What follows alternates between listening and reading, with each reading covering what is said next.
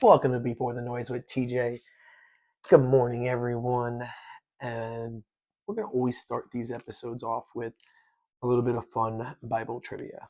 Today's question of the day: what special day was it when the believers were filled and baptized with the Holy Spirit? Pause and comment below. All right, guys. So,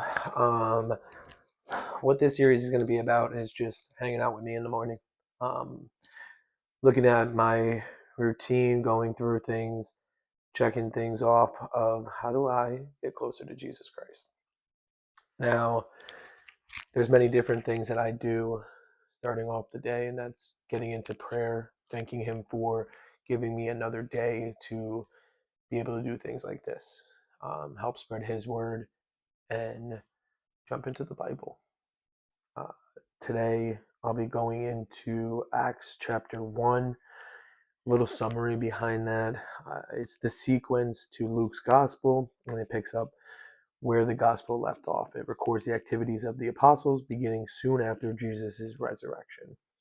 Before ascending to heaven, Jesus assured his followers that the Holy Spirit he had promised to send would come upon them as they waited in Jerusalem. At the appointed time, the early Christians received the power they needed to reach the world with the good news of Jesus Christ. God offers us the same powerful help in overcoming the struggles we face. So, just a quick start of Acts chapter 1, Jesus taken up into heaven. I think for me, just starting off in the Bible, it gives me comfort knowing that He is still here with us. He's inside of us, giving Him that opportunity to take over every morning by surrendering to Him through my prayers. I tell Him to take over. None of me, all of Him. And I think each day I start to learn a little bit more about who He is through that. I see the moments that I get up and I struggle, and then I see the days where things come very easy. And the easier days is when I know that He's in full control. Going through the Bible, you'll start to see too that you can't read one verse and know what's going on. You got to read before it, you got to read after it. And then that way you'll be able to start putting piece to piece what that story looks like. When I do my Bible study in the morning, it's not just in the Bible. I'll go online, I'll look up a lot of things, look at different people's perspectives, and I'll also try to listen to a sermon, a pastor preach about it, maybe even two pastors, just to see everyone's different side of view.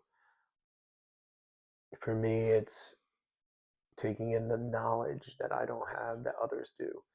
I think it's smart now using the technology that we are given to learn through many different resources. At the end of the day, the only true word is what we have in the Bible. But for me, not knowing theology and studying the history where Jesus came from and during that time period, a lot of people have.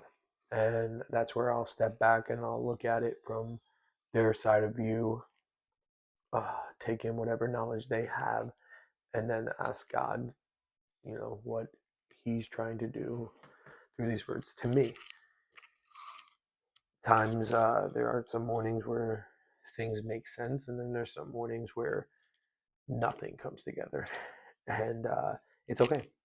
I think what He likes to do too is to show me through my day-to-day life uh, things that I'm asking Him to teach me.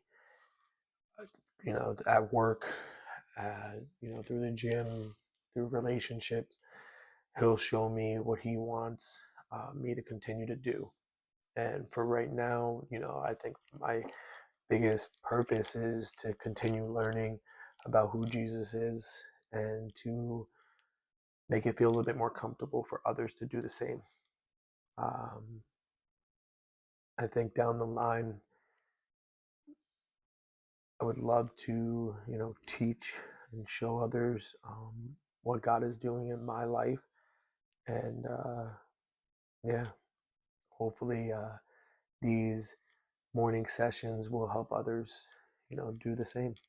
But to close out our first morning session, the answer is the day of Pentecost. Comes out in Acts chapter 2, verses 1 through 4. Um, so if you want to learn more about that, jump right into the word. And yeah, we'll see you guys tomorrow.